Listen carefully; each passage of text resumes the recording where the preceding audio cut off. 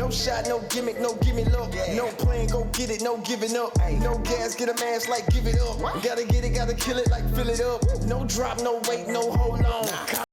درود با شما بینندگان گرامی. امروز توجه همه مخلصان فوتبال تاجیکستان به شهر گلستان ولایت سوغد روان کرده شده است، زیرا در آنجا دسته‌های لیگ عالی تاجیکستان با دسته منتخب و همچنین یک دسته لیگ یکم برای جام لیگ فوتبال تاجیکستان مبارزه میبرند و توجه در حقیقت به آنجا روانه کرده شده است. الکی بازی‌های دور اول در گروه‌ها به انجام رسیدند و سر اول از این آغاز می‌کنیم. در گروه ا دسته منتخب جوانان تاجیکستان تحت رهبری علیدین توردیف بعد غلبه بر دسته رگریتاداز با نتیجه 3-2 در صدر جدول قرار گرفت. در این گروه در وخوری دور یکم فایزکند و اسخاتا با نتیجه 1-1 مساوی بازیدند.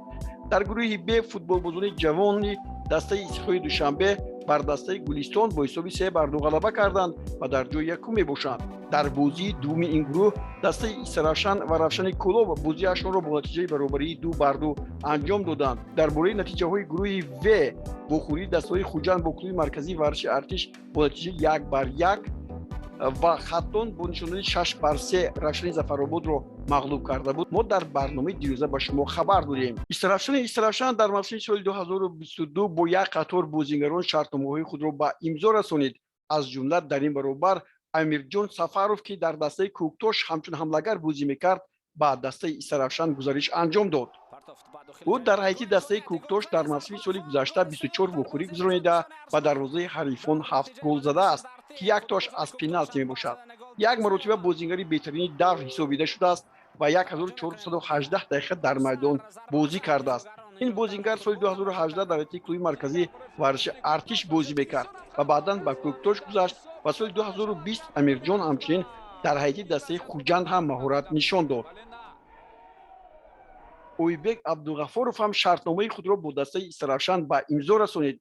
این بازیگر که در دسته فایزکند بازی میکرد و در موسم سال 2021 اصلا در حیطی دسته علی قرقیزستان هنرنمایی داشت و این کار دست داده است. اویبک عبدالغفارov در حیطی دسته فایزکند 13 وخوری گذرانیده یک مرتبه بازیگری بهترین دور شده است. او در میدان 1150 دقیقه هنرنمایی کرد. اصلا اویبک سال 2019 از حیطی رگریتاداز و خوجند گذشته در حیطی اون هنرنمایی کرد. دو بازیگری سابق دسته اسخوی دوشنبه و دسته منتخب تاجیکستان زهیر جورابویف و ایسال پنجشنبه در دور دوم لیگ برتر ازبکستان با هم روبرو شدند و در نتیجه دسته سرخان که در میدانش نوبهار را قبول کرد با حساب 1-2 مغلوب گردید. تفصیلات بیشتری ما را پیگیری کنید. در بازی بین دسته‌های سرخان و نوبهار زهیر جورابویف از دقیقه اول به میدان آمد و تا دقیقه 84 در میدان بود و او را عوض کردند. در این بخوری الگوجا گریگالاشویلی یک نفر لگیونر گورجی تبار دسته نوبهار حساب را در دقیقه 6 باز کرد. سپس در دقیقه 54 زوران ماروشیچ حساب را دو بالا ساخت. در دقیقه 82 باشد بعد قاعده را ویران کردن و دروازه دسته نوبهار جزای 11 متره تعیین گردید و میروسلاو مارکوویچ او را به ثمر رسانید. 2-1 نوبهار با غلبه از این میدان رفت.